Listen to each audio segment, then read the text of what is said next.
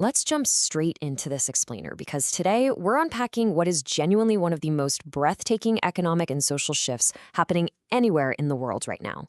We're talking about a massive, profound transformation inside Saudi Arabia, a shift that is literally changing the face of an entire national workforce in just a blip of time.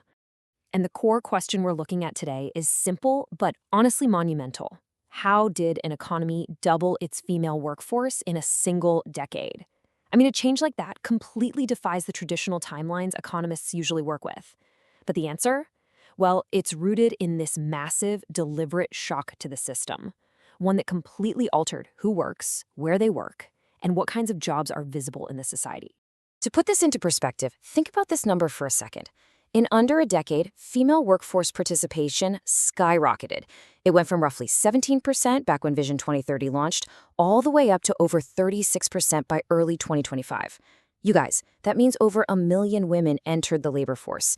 They absolutely shattered that original 30% target, and they did it a full 5 years early. It's actually one of the fastest workforce gains globally, a truly historic achievement.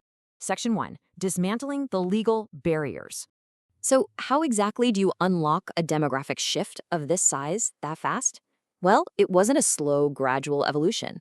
It was a rapid-fire sequence of policy shocks that just stripped away the practical constraints almost overnight. Think about it. 2018, the driving ban is lifted. Boom. That instantly cuts transport costs and hugely expands where a woman can even look for a job. Then, in 2019, landmark guardianship reforms are enacted. This removed the requirement for male approval for basic economic activities, like traveling or registering a business. And by 2021, remote and flexible work was actually formalized right into Saudi labor law. And the cultural earthquake that followed is just undeniable. The acceptance of Saudi women working in mixed-gender workplaces totally flipped. The number of men who only supported female-only workplaces plummeted, while acceptance of mixed-gender settings surged. By 2025, 65% of Saudi women and 49% of Saudi men fully accepted women working in these integrated environments. That is a massive, massive behavioral shift from just 10 years prior. Behind the scenes, the government was actively pulling women into the workplace with some highly targeted interventions. We're talking about programs like Wasool, which actually subsidizes commuting costs. Then there's Quora, which offsets childcare expenses to help mothers not just stay employed, but actually progress in their careers. Throw in a strict new anti-harassment law mandating workplace protections, and you've suddenly got an entirely new legal scaffolding. It's practically a masterclass in how targeted government infrastructure can rapidly engineer demographic participation. Believe me, a lot of other nations are watching this blueprint very closely. Section 2. The economic survival shift. Because, the shiny macroeconomic headline kind of hides a much more grounded reality. This wasn't just a feel-good story about social empowerment. It was heavily driven by sheer economic necessity. The crucial takeaway here is that a two-income household is now basically an absolute survival requirement for the Saudi middle class. With intense housing inflation in major cities like Riyadh and Jeddah and the tightening of various state subsidies, families literally just need the extra paycheck. The economic push factors are every bit as real and every bit as powerful as those policy pull factors. And you can see how this economic reality has seeped into social attitudes.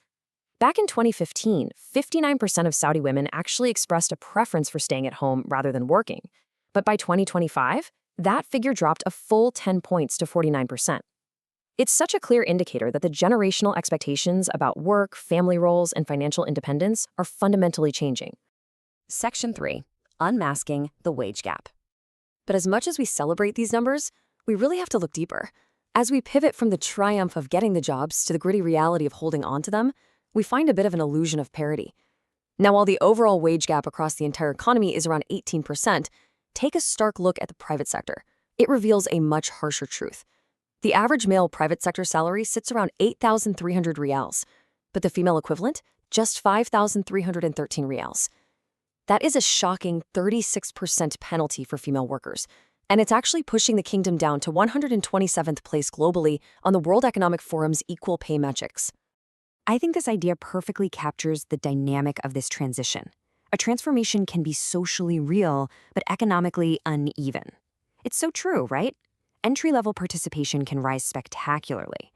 But if these glaring wage gaps persist, and if leadership remains heavily concentrated among men, well, the transformation is fundamentally incomplete. Basically, we're seeing participation, but we are definitely not yet seeing parity. Section 4. Cracking the glass ceiling. And that brings us to phase 2 of this massive economic experiment. Because getting the job, that was the easy part. Getting the promotion is the real test. To actually crack this glass ceiling, working women are going to have to overcome some severe friction points. Right now, many are trapped by sectoral concentration, meaning they're landing heavily in lower-paying retail and hospitality jobs.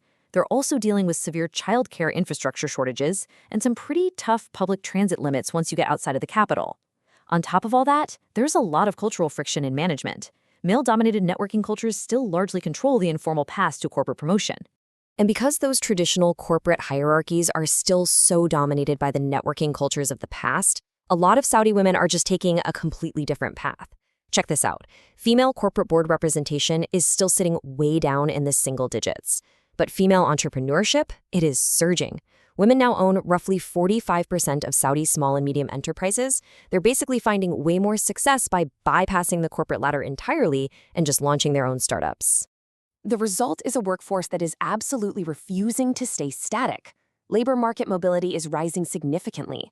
Women are changing employers far more frequently, jumping from an average of 1 employer to 1.5 over the decade.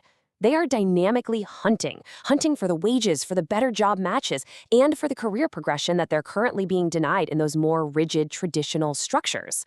So over 1 million women have transformed the Saudi economy through sheer force of will and targeted policy. The initial target was 30%, and the achievement is well over 36%. But until equality actually hits the paycheck in the boardroom, we have to ask this final question. The laws have changed, but how long until the culture catches up? When will the economic reality finally match the spectacular headline? I'll leave you to ponder that one.